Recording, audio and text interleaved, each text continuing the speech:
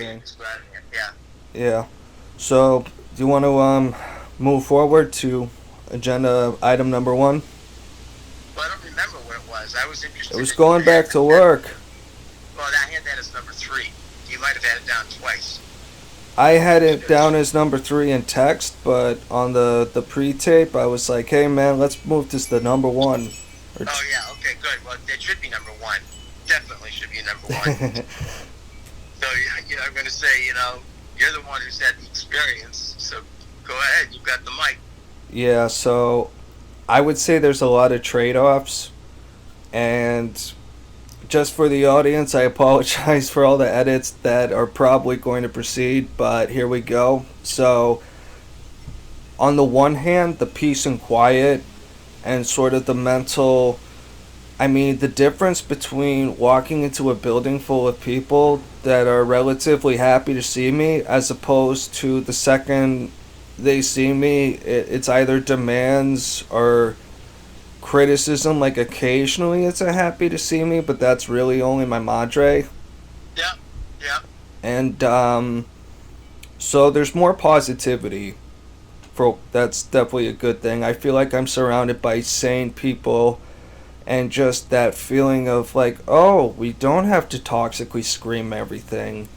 Well, right. oh, we don't have yard people coming over for the, fucking wedding bash, whatever, all the time, and Yeah, etc. etc. Isn't this kind of nice? yeah, On the other hand, and this is a sort of a mixed item because I have a plan to address this, is that my office has no fucking windows. It feels like an oversized coffin. If I step outside back into the light, I'm like a vampire. I'm like, ah. Now, which It, office? At work or at home? at work. Um, Okay. yeah, so I'm basically in just a fucking coffin with no windows, no fresh air, but, we have like a porch area that I might be able to work on if the weather permits because now I have a work laptop as opposed to a big hunky computer Okay. that would be a whole thing to set up. So I can just take my laptop out, and I'm gonna try it next week because I've just chatted with a few people and it really doesn't seem to be a big deal at all. So yeah, I'm just gonna go for it and see what happens because I know working at home, sitting out in the sun, getting my vitamin D, getting my fresh air, I feel like I just don't want to move. I'm locked in a place. I feel good. I can just work and focus, etc. It's an excellent point.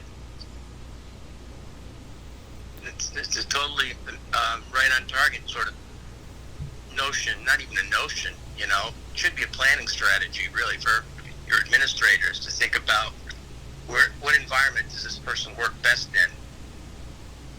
And, kind of like from a clinical perspective, we would call it a person in situation configuration because initially when medical people diagnosed, it was based on symptoms and biology, and eventually it came around to the approach that psychologists and social workers were taking, which was a diagnostic approach that they called biopsychosocial, where you look at those aspects, the biology plus not the psychological makeup of the person, and also the social environment. And you can't diagnose a person in isolation. You could see a person, two people with the same condition, one who's a billionaire and one who lives in the ghetto. And obviously the way you treat them and the way their symptoms are going to be manifested are going to be different. And Mm-hmm. for probably since the history of medicine, that's the way it went. Probably up until about 20 years ago when people started recognizing that. Do you follow me? Yeah. So, because kind of like your people at work see you, that's a different situation. And they react to you as they see you in that situation. Where at home, you're being reacted to in the way they see you in that situation.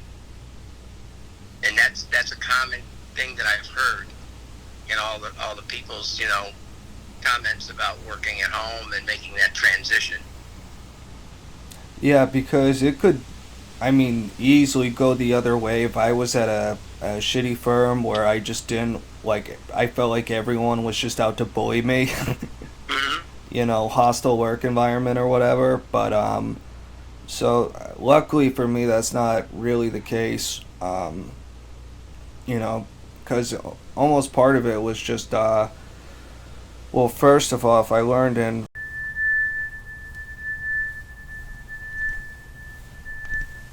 so I have COVID now, and I've just spread it to my whole family. Gonna have to censor that part. Yep. But so that's one trade-off. The other is the commute time difference. Um, I don't know. There's a lot of different factors, and luckily for me, I have a hybrid schedule. So I was actually planning to go into work 3 days into the office, but it ended up being two. Okay.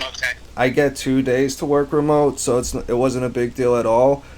But my schedule and rhythm has been kind of fucked up and off the last like I almost wish this happened like a month ago because Hmm. I was just so wired into going to bed early, getting up early that I would have been able to handle it probably a lot better, but I had a few different things that threw me off rhythm, and this week I started doing the fucking energy drinks for some reason. At night, in the evening. No, just at work, Okay. after my coffee. And I really would kick ass, but those things are just so loaded with fucking sugars and stuff that, it's almost like not till the next day you feel the crash almost. Oh yeah, speed. It's a speed crash. Yeah. Yeah, it's like the worst part. When some of us who worked in the hospital would take amphetamines because we either were studying and had a lot to study, or we were working 2 or 3 shifts. Is that you're up, you feel good, you're charged up, and then the crash comes, and it's like, wow, this really sucks. And at which point you say, time for another energy drink. Right, right. Except we had the good stuff. We had the pills, the real pills. You had the Snortables? No, we had the. If you wanted to snort them, yeah, but basically Yeah. we did it. Amyl nitrates.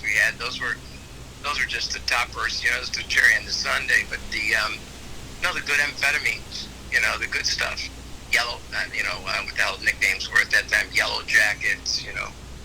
The black and blues. Yeah.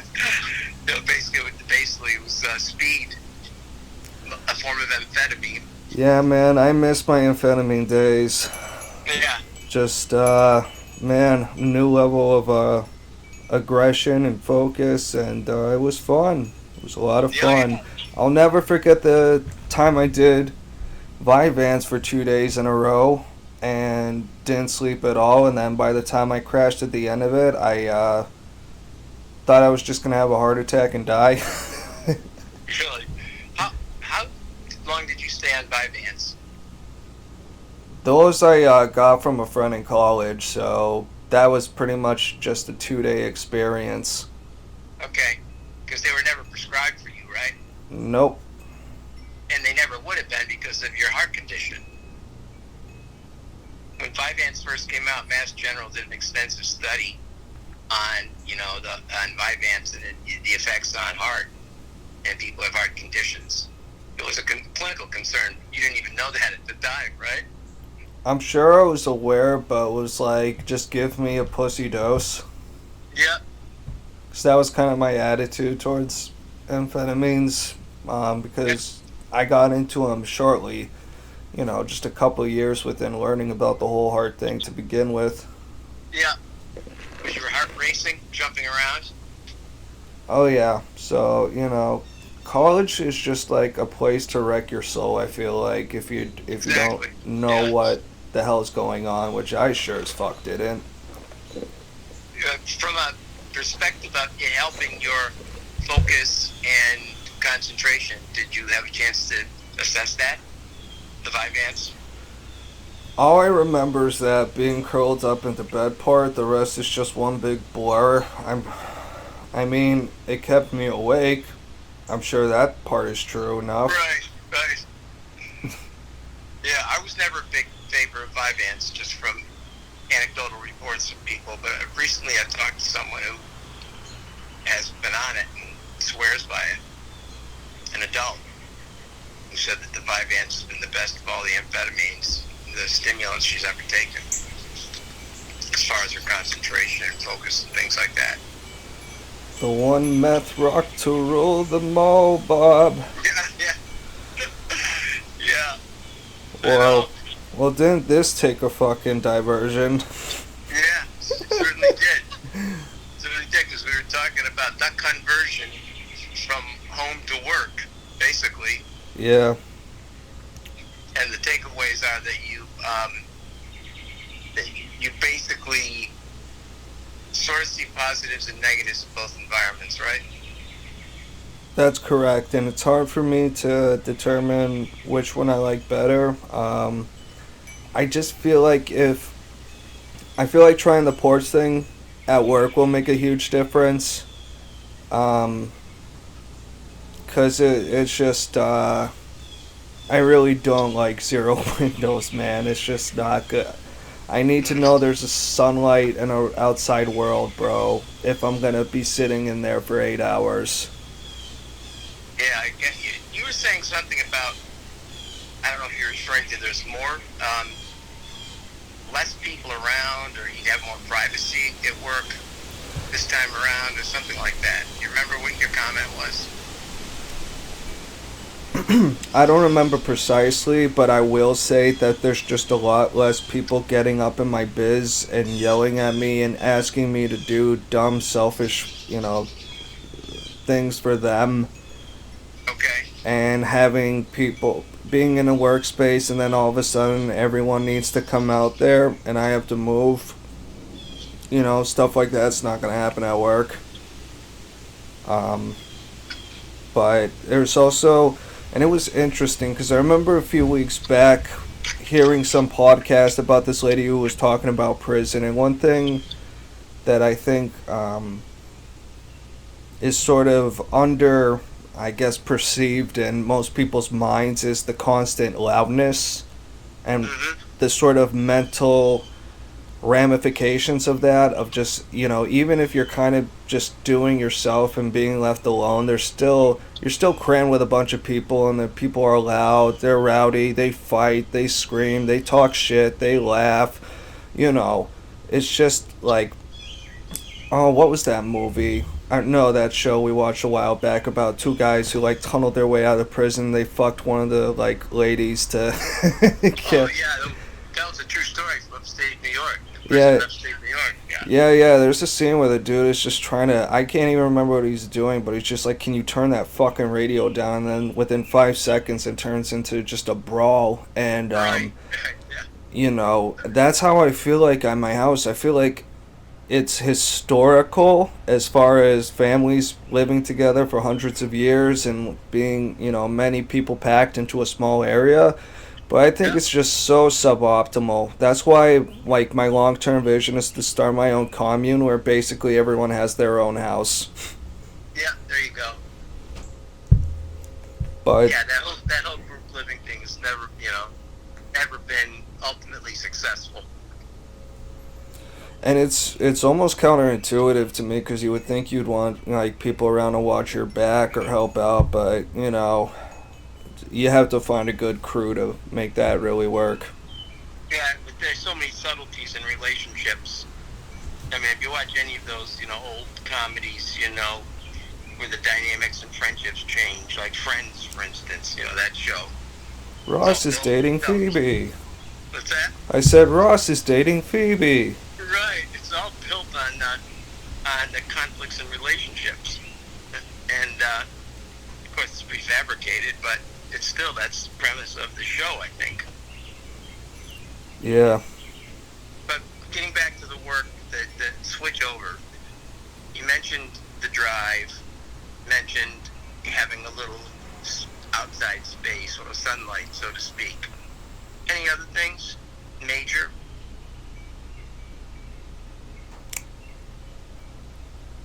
I mean, Not really, as far as being able to handle it. I mean, work is still work. It was a little surreal at first, but I guess over the span of my life, I've certainly spent more years in the office than out of it. So Hmm. it's not like landing on an alien planet. It was just kind of I mean, and it's not just that. I mean, just being able to walk into Dunkin' Donuts without a mask on now, I'm just kind of like, well, thank you, my government lord and saviors, for allowing us to breathe air. Right. How kind of you.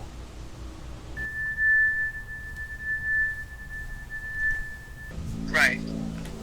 I guess I it's mean, kind of an honor system, and it we is. all know we all know that men can only try to live by honor. We can't all achieve it. Right. I mean, and basically, it is the honor system kind of approach, which I think is a default setting, for the government because they don't know, never knew what they were doing from the beginning anyway, and they lied about this, again, while it was an engineered virus.